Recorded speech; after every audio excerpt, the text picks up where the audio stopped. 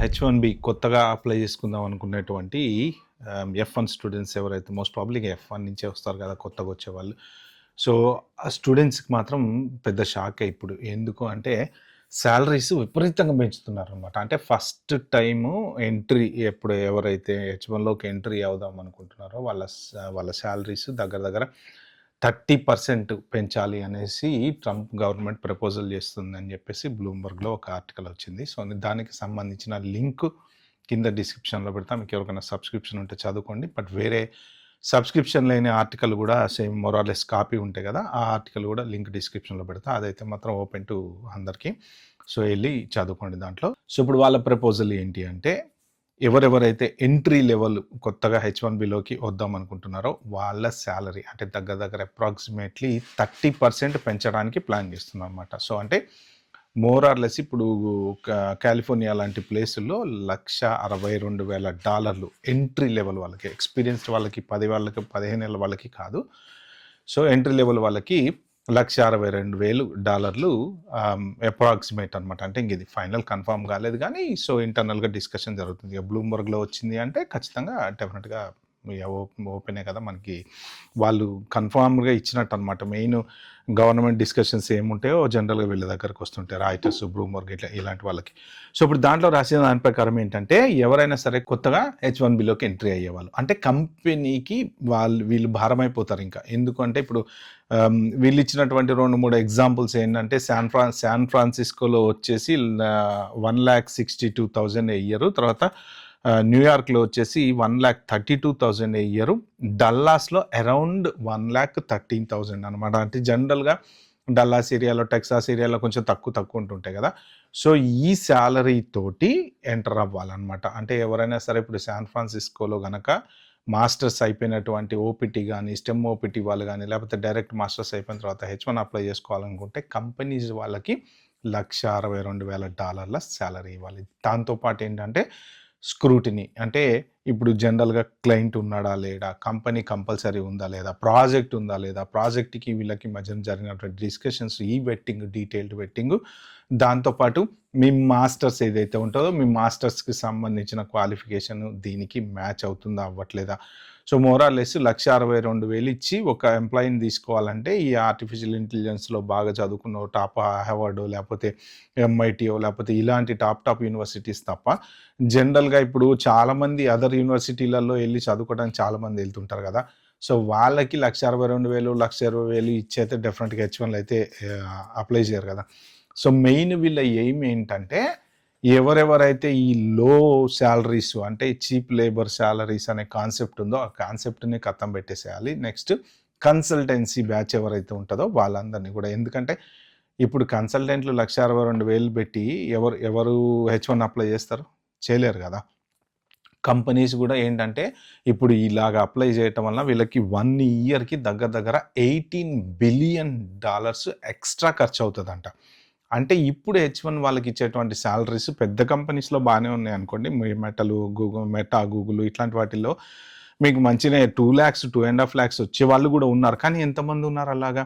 ఒక 10-20% అంతంత శాలరీస్ సంపాదించే వాళ్ళు ఉంటే ఈ 60-70% 1,20,000, 1,10,000, 1,00,000 కన్నా తక్కువ ఉన్న వాళ్ళే ఖచ్చితంగా ఉంటారు. జనరల్గా ఏంటంటే వైఫ్ అండ్ హస్బెండ్ చేసుకుంటూ ఉంటారు కాబట్టి అట్లా కొంత వాళ్ళు సేవ్ అవుతూ ఉంటారు. అయితే ఇప్పుడు వీళ్ళు తీసుకొద్దాం అనుకుంటున్నటువంటి కొత్త రూల్స్ ఇంతకుముందు పెట్టినటువంటి ప్రపోజల్ ఏదైతే ఉందో అది ఇది సేమా అంటే కాదు. అది యాక్చువల్గా డిపార్ట్మెంట్ ఆఫ్ లేబర్ వాళ్ళు ఏది మన ఓఎంబీకి పంపించారు కదా, ఫెడరల్ రిజిస్టర్లో పెట్టాలి, అదంతా పాత స్టోరీ అంతా మనకు తెలుసు కదా. 34% ఇంక్రీజ్ చేస్తున్నారు. ఇప్పుడు నెక్స్ట్ ఫర్దర్గా వాళ్ళు తీసుకొద్దాం అనుకున్న కొత్త రూల్ ఏంటంటే, లాటరీకి ఎలాగైతే లెవెల్ 1, 2, 3, 4 అప్లై చేశారో అలాగా సేమ్ ఎగ్జాక్ట్లీ పర్మ్ సర్టిఫికేషన్ తీసుకోవాలన్నా మీరు, అంటే గ్రీన్ కార్డ్ అప్లై చేసుకోవడానికి, ఎట్ ద సేమ్ టైమ్ హెచ్1బి ఎక్స్టెన్షన్లు కానీ వాటికి అప్లై చేసుకోవాలన్నా లెవెల్ 1, 2, 3 నేను ఇంతకుముందు ఒక మీకు పవర్ పాయింట్ ప్రజెంటేషన్ చేసి చెప్పాను కదా ఎంత పెంచబోతున్నారు ఏంటనేది. 18% ఓవరాల్గా చేంజ్ వస్తుంది. లెవెల్ 1 వచ్చేసి 34% పెరుగుతుంది అనమాట. అది ప్రపోజల్ చేంజ్. ఆ చేంజ్ వచ్చేసి కన్ఫర్మ్ అయిపోయింది. అది ఓఎంబీలో ఉంది. ఇప్పుడు ఓఎంబీ కనుక ఫైనల్ చేసేసిన తర్వాత ఓకే అయితే అప్పుడు వాళ్ళు దాన్ని తీసుకొచ్చి మళ్ళీ ఇక ఫెడరల్ లిస్టులో పెట్టేసి ఇంకా స్టార్ట్ చేస్తారు. అది ఇప్పుడు స్టార్ట్ చేస్తారా, నెక్స్ట్ మంత్ స్టార్ట్ చేస్తారా, లేకపోతే ఇంకా ఆ డీటెయిల్స్ అయితే తెలియదు. బట్ అది మాత్రం కన్ఫామ్ అయితే అయిపోయింది. ఇంకా నెక్స్ట్ ఇప్పుడు వాళ్ళు ఆ రూల్ స్టార్ట్ చేసిన తర్వాత ఎవరైనా సరే H1B ఎక్స్టెన్షన్‌లకి వెళ్ళారు అంటే మాత్రం change of employer, extension what ever it is మీరు కంపల్సరీ ఆ వేజ్ లెవెల్స్‌తోనే వెళ్ళాలి. లేదు అంటే మీకు ఎక్స్టెన్షన్‌లు రావన్నమాట.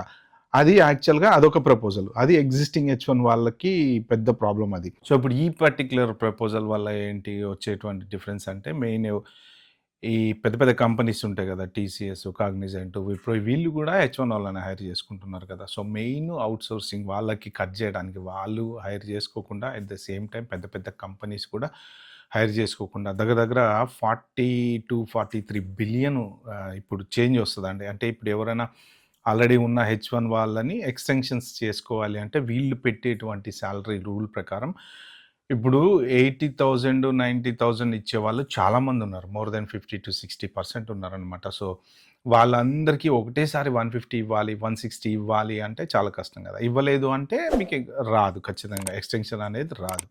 సో, ఇప్పుడు మరి కంపెనీస్ ఏం చేస్తాయి మరి 40 బిలియన్ ఓవరాల్‌గా అంటే అన్ని కంపెనీస్‌కి కలిపి వాళ్ళ న్యూస్‌లో రాసిన ఆర్టికల్ దాని ప్రకారం ఏంటంటే అప్రాక్సిమేట్‌లీ ఒక ఇయర్‌కి వచ్చేసి 18 బిలియన్ అవుతది. అట్లా ప్రతి ఎక్స్‌టెన్షన్‌లు చేసుకుంటా పోతే దగ్గర దగ్గర 2-3 ఇయర్స్ కలిపేసి 45 బిలియన్ డాలర్స్ ఎక్స్‌ట్రా అవుతదనమాట. అంటే కంపెనీకి బర్డెన్ అవుతది. సో, మరి కంపెనీకి బర్డెన్ అయినప్పుడు వాళ్ళు మరి అంతంత సాలరీస్ ఇచ్చి H1 వాళ్ళని పెట్టుకుంటారా? అంత సాలరీస్ ఇచ్చి ఎంట్రీ లెవెల్ వాళ్ళని పెట్టుకుంటారా? సో, ఎంట్రీ లెవెల్ వాళ్ళు పెద్ద పెద్ద యూనివర్సిటీస్ నుంచి వచ్చిన వాళ్ళంటే మోర్ ఆర్ లెస్ వస్తున్నాయి సాలరీస్. ఇవాళ రేపు ఏఐకి సంబంధించినటువంటి కోడింగ్ రాసేవాళ్ళు గానీ, ఏఐ డెవలపర్స్ గానీ, సో, ఇలాంటి వాళ్ళకి వస్తున్నాయి. కానీ చదివిన ప్రతి వాళ్ళకి వస్తాయి. ఇప్పుడు ఆల్రెడీ ఓపీటీ వాళ్ళు ఆల్రెడీ చాలామంది మార్కెట్‌లో ఉన్నారు. సో, తర్వాత స్టెమ్ ఓపీటీ వాళ్ళున్నారు. వాళ్ళు గూడా పాపం చాలామంది H1 ట్రై చేయాలని ప్రపోజల్‌లో ఉన్నారు. మరి వీళ్ళందరికీ గూడా 1,60,000, 1,40,000, 1,20,000 సాలరీస్ ఇస్తారా? ఇనీషియల్‌గా ఉన్నటువంటి 1 ఇయర్, 1½ ఇయర్ ఎక్స్‌పీరియన్స్ తోటి అంతంత సాలరీస్ ఇచ్చి కంపెనీస్ వీళ్ళని ఎందుకు పెట్టుకుంటాయి? మరి లోకలోళ్ళని పెట్టుకుంటారు. మరి లోకలోళ్ళని పెట్టుకుంటే అంతంత స్కిల్స్ లేవంటున్నారు గదా! అందరూ. మరి ఎట్లా కంపెనీలు ఏం సఫర్ అవుతాయో తెలీదు. ప్రస్తుతానికైతే మాత్రం వీళ్ళు ప్రపోజల్ అయితే చేస్తున్నారు. సో, ఈ ప్రపోజల్‌కి ఆ ఫస్ట్ ఓఎంబీలో పెట్టిన ప్రపోజల్‌కి సంబంధం లేదు. మరి ఇది డిస్కషన్ జరుగుతుంది. మరి ఇది ఎప్పుడు ఫైనల్ చేస్తారు? ఏం చేస్తారు? ఏంటనేది కరెక్ట్‌గా డీటెయిల్స్ అయితే లేవన్నమాట. సో, మొత్తానికైతే H1బీ వాళ్ళకి వేజ్ లెవెల్స్ అయితే పెరుగుతాయి. ఇంకొకటి ఏంటంటే సాలరీస్ పెంచడం ఒక్కటే కాదు. దీని బ్యాక్‌గ్రౌండ్‌లో ఇంకా ఏం జరుగుతది అంటే వీసాలు డినై చేయడానికే ట్రై చేస్తారు. ఇప్పుడు ఆర్ఎఫ్ఈలు పడుతున్న వాళ్ళు నేను మొన్న ఒక వీడియో పెట్టాను చూసారా? ఆర్ఎఫ్ఈలు పడుతున్నాయి 100,000 ఇస్తున్నారు అని చెప్పేసి. వాళ్ళు స్ట్రాటజిక్‌గా ఏం చేస్తున్నారంటే ఆర్ఎఫ్ఈ ఇస్తే వీళ్ళు రిప్లై ఇస్తారు కదా! అందుకని చెప్పి కేస్ పెండింగ్‌లో ఉంటుందన్నమాట. సో, ఒకసారి ఆర్ఎఫ్ఈ ఇస్తే కంపల్సరీ రెస్పాండ్ అవుతారు కదా! డెఫినెట్‌గా అటార్నీ ఒక రోజైనా రెస్పాండ్ అవుతారు కాబట్టి డిలే అనేది నడుస్తుంది. ఇప్పుడు అప్లికేషన్‌ని డిలే చేస్తే ఏమవుతది? ఎయిదర్ మీ I-94 ఎక్స్‌పైర్ అయితది, లేకపోతే మీ ఎగ్జిస్టింగ్ వీసా ఎక్స్‌పైర్ అయితది, ఇంకోటైతది ఏదో ఒక రూల్ ప్రకారం వాళ్ళని ఇక మీకు ఎక్స్‌టెన్షన్ ఇవ్వము అని చెప్పేటువంటి ఛాన్స్ ఉంటదనమాట. అందుకని ఏంటంటే డిలే ప్రాసెస్ జరుగుతుంది. సో, ఇప్పుడు ఈ వేజెస్ లెవెల్ పెరిగిన తర్వాత మీకు వాళ్ళు గనక కొత్త వేజ్ ప్రకారం సాలరీ అప్లై చేయకపోతే డెఫినిట్‌గా ఎక్స్‌టెన్షన్ రాదు. ఎట్ ద సేమ్ టైమ్ ఎవరెవరైతే జెన్యూన్‌గా H1బీ వీసా మీద ఉన్నటువంటి వాళ్ళు without any fake payrolls, fake ఇవి లేకుండా ఉంటారో వాళ్ళకి మంచి హై సాలరీస్ ఉంటాయో వాళ్ళకి ఎటువంటి ప్రాబ్లమ్ లేదు. ఇప్పటికీ గూగుల్ మెటాలో ఇందాక నేను చెప్పినట్టు మంచి మంచి సాలరీస్ ఇచ్చే కంపెనీస్ ఉన్నాయి కదా! ఆ ఏఐ ఇంజినీర్స్ వాళ్ళందరూ ఉంటారు. వాళ్ళెవ్వరికీ ఎటువంటి ప్రాబ్లమ్ ఉండదు. మాస్టర్స్ మంచిగా చదువుకొని అంత టాప్ సాలరీ తెచ్చుకునేటువంటి వాళ్ళకి ప్రాబ్లమ్ ఉండదు. ప్రాబ్లమ్ ఎవరికయ్యా వస్తది అంటే కన్సల్టెంట్స్ మీద ఉండి అక్కడిక్కడ కాంట్రాక్ట్‌లు చేసుకుంటా చిన్న చిన్న కంపెనీలలో జాబులు చేసుకుంటా ఉండేటువంటి H1బీ వాళ్ళు మాత్రం ఫిల్టర్ అయిపోతారు అనేది దీంట్లో ఉద్దేశం అన్నమాట. అంతే కదా! కన్సల్టెంట్ దగ్గర $80,000కి పనిచేసేవాళ్ళు, 70-30కి పనిచేసేవాళ్ళు ఇలాంటి వాళ్ళందరూ కూడా మోస్ట్ ప్రాబబ్లీ 1,20,000, 1,40,000, 1,60,000 ఉన్నట్టుండి సడన్ జంప్ 80,000 నుంచి 1,60,000 జంప్ అవుతదా అసలు సాలరీ ఏ క్వశ్చనన్నా? అంత సాలరీ ఇచ్చి వీళ్ళని ఎందుకు పెట్టుకుంటారు కంపెనీస్? పెట్టుకోరు కదా! మళ్ళా ఆ హెడేక్ ఎవరు పడతారు H1బీకి? ఆల్రెడీ ఇండియా నుంచి వస్తే $1,00,000 అని చెప్పి అక్కడ కట్ చేశారు. ఇప్పుడు ఈ సాలరీ రూల్ తీసుకొచ్చి ఇక్కడ కట్ చేస్తున్నారు. సో, ఇంకా మరి కొత్త రూల్స్ ఏం తీసుకొస్తారో తెలీదు. సో, మొత్తానికైతే ఇదనమాట. సాలరీస్ అయితే విపరీతంగా పెంచుతున్నారు అనేదైతే బ్లూంబర్గ్‌లో వచ్చినటువంటి ఆర్టికల్. దాంట్లో వచ్చిందంటే ఖచ్చితంగా డెఫినెట్‌గా ఇవైతే జరిగేదే. మరి ఎప్పుడు ఇది స్టార్ట్ అవుతది ఏంటనేది మాత్రం తెలీదనమాట. ఇది కేవలం ప్రపోజలే. ట్రంప్ గవర్నమెంట్ ప్రపోజల్ మాత్రమే. ఓకే. ఈ వీడియో మీకు నచ్చినట్లయితే ప్లీజ్ అండి like, share, subscribe my channel. Thank you. By by. Have a good day.